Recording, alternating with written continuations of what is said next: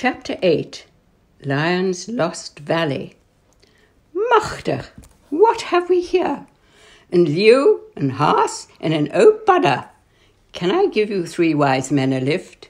Yes, please, said Hare gratefully, putting his suitcase onto the donkey cart and climbing up. We would like to visit the lost valley of the Khamka River. Really, said the slim brown figure on the driving seat. My name is Mr. Stoffels. I am travelling to the farm of Mevrouw van Rensdorp, which lies in that same valley. Perhaps you can obtain permission to stay on the farm, for there is nowhere else to stay. That would be kind, said Hare, helping Crawler up and aiding Lion to push the suitcases under the seat. Have you come far? Asked Mr. Stoffels. England, said Hare and Crawler together.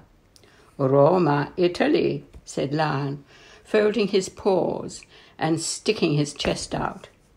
Then you will appreciate good Cape wine, said Mr. Stoffels, uncorking a bottle and producing a china cup. Let us drink to your visit in this golden liquid, heart of the scented grape. Long live the Queen, he cried. Graciously they handed round the cup, and very soon were the best of friends, and the journey, though hot and dusty, seemed to take no time at all. But they had to climb down several times when the going became too steep or the road was blocked by small boulders from the sides of the steep mountain. My ancestors lived in these mountains, said Lion, his eyes alight with excitement. When I breathe this mountain air, I feel something here, and he tapped his heart. They stood here, and he pointed to the sharp crags above them, and raised cubs in perfect peace for many years, and then he shrugged, and his proud face crumpled. Now it is the circus for us, and the lion house in the zoo is not so happy, no? Change, said Hare. It is not always for the better. But take heart, things could be worse. Oh, yes, worse. But what is worse? Grumbled Lion. Here comes a boy, cried Hare. Marcus van Rensdorp was racing his steed over the dry veldt, jumping over the scarlet and gold bushes and chasing round boulders. He neighed in a high-pitched hinny and pulled up in a cloud of dust in front of the 2 small donkeys, who shied sideways off the dirt road and into a ditch. Hands up!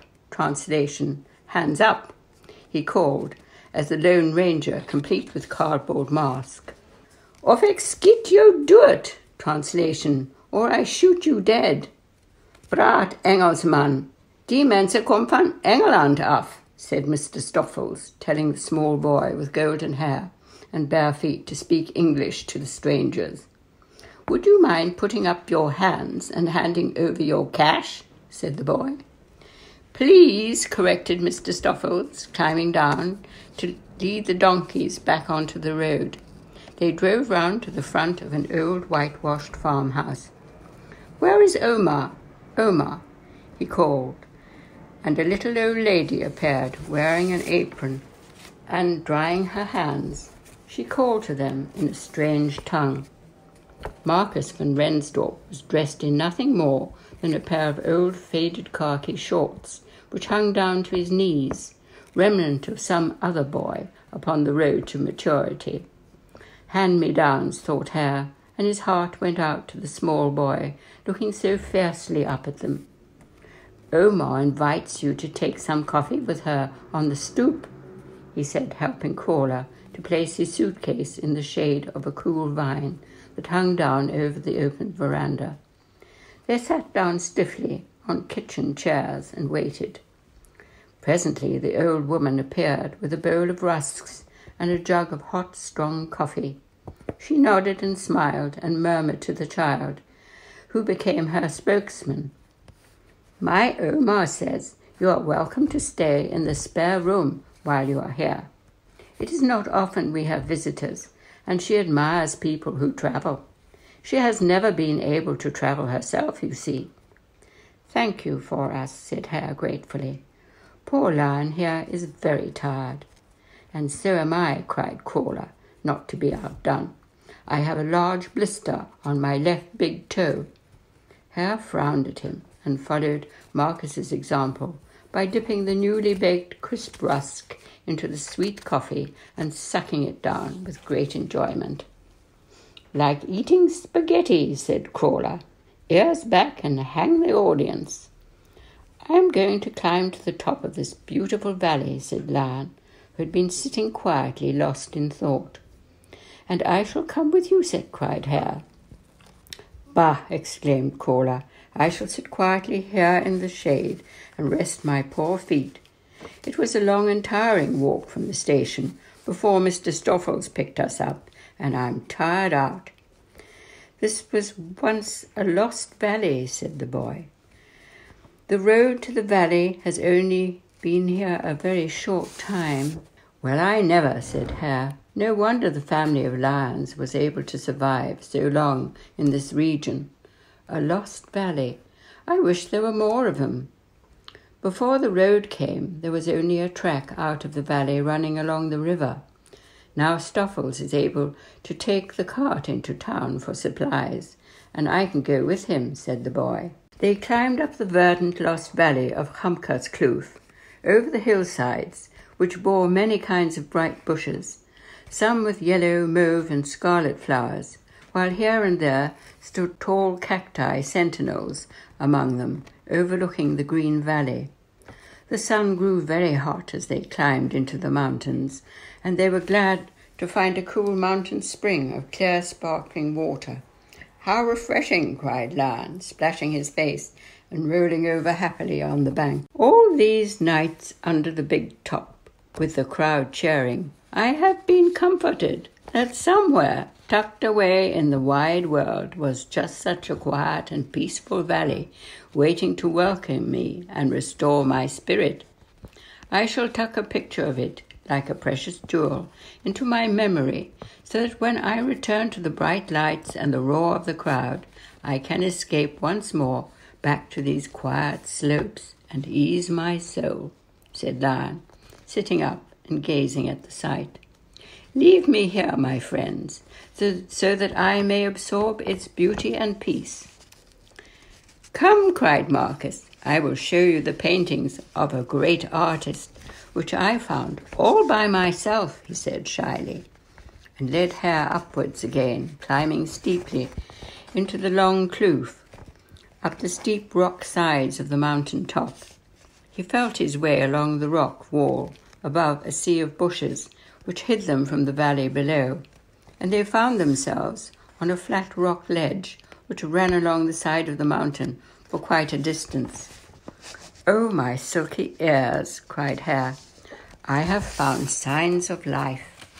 The remains of a small fire lay in the soft sand at the mouth of a dark cave, and Hare was reminded of another small campfire he had shared recently with a tiny dark man. "There must be Bushman paintings here," he cried. "Yes, they are very beautiful," said the boy, and led the way into the narrow cave. All up its sides were herds of antelope running. There were eland, bontebok, springbok, and blesbok, and chasing them with arrows drawn were the figures of small red running men. "How perfectly they are painted by someone who knows and loves their form. I am enchanted," cried Hare, "and I understand the pride and purpose of Abba's small figure." Hare was reminded of his words. "Take only what you need. It is your due. Any more, and you are stealing from life, who observes everything and might hold it against you one day when you are in need of her wisdom." They returned after an hour to find Lion gathering felt flowers to take back to Omar to put in her blue Delft vase on the old oak table. "What a good lion he is," said the boy. "Italian lions should know how to charm old ladies," said Hare, smiling. "Did you know the Gamka River was named by the Hottentots, the River of Lions?" asked Marcus. "Is this the reason he has come here to visit us?" he asked. "Yes," said Hare, "I think it is." At breakfast the next morning, of the usual rusks and good strong coffee, the boy turned to Hare and said, "Do you know I have a stable of the finest horses?" "No," said Hare, "I did not. I hope you will show them to me." "I have 20, all thoroughbred," cried Marcus. "Really?" said Hare, nervously, as he wasn't too sure about horses, fearing them fore nipping and from aft kicking. "They must cost a great deal to feed," he mumbled. "They cost me nothing to feed, and when they get torn, Omar stitches them up in bright colours," cried the boy. "Really?" said Hare, even more mystified. "When may I see these fine animals?" "Now," cried Marcus, and led Hare into a small bedroom with a round thatched roof, in which stood a small child's bed, a washstand with basin and jug, and a kitchen chair. There were no toys to be seen, no bricks, no trains, no motor cars, no modern toys of any kind at all. Hare felt a sense of pity stealing over him. "Toys," he said. "Don't you have any toys?" "Toys? Oh, those! No, I have horses." And he pointed above his fair head into the wooden rafters of his room, and there, looking down upon them, were dozens of beautiful eyes out of lots of faces, horsey faces, with long woolen manes, spotted and striped, tweedy and plain. Some even had flowers, but all had large smiles, each one more jolly than the last, and more thorough made than any true thoroughbred Hare had ever seen. "Oh, my silky ears!" cried Hare. "Hobby horses! Shall we go for a ride in the country? I will ride the midnight blue mare with the silvery mane and red reins, and I will have the palomino with the mauve spots," shouted Marcus, climbing on the chair to hand them down. Caller thought Hare had gone quite mad when he galloped past him in a cloud of orange dust astride a hobby horse and cantered away on the prairie with young Marcus in hot pursuit. Lion was talking to Mr. Stoffels while he sawed wood for the kitchen stove, and they both laughed when they saw the departing riders of the Purple Sage. "We should really get the boy a pony, but he says he is happier with a stable of make-believe horses made by Omar than one real pony which might run away with him. Omar is a fine old lady and likes to spoil the boy, as his parents are both dead. Soon he will have to leave us and go to a proper boarding school in the big town. We shall miss him when he goes," said Mr. Stoffels, and sighed. "Growing up is never easy," said Lion, "but a happy childhood is always a firm foundation for later life." "I know," said Mr. Stoffels, picking up a large bundle of wood. "Something to look back upon with pleasure is as important as something to look forward to with anticipation." "We shall be very sorry to leave here so soon," said Lion. "I shall remember this valley and its kind people always when I am back in my own dear Italy. Before I was a poor old circus lion. Now I am a rich lion. This valley has given me back my lion's heart," and he swung in long loping strides after Hare and the boy, calling gruffly and making the towering mountains echo his lion's song.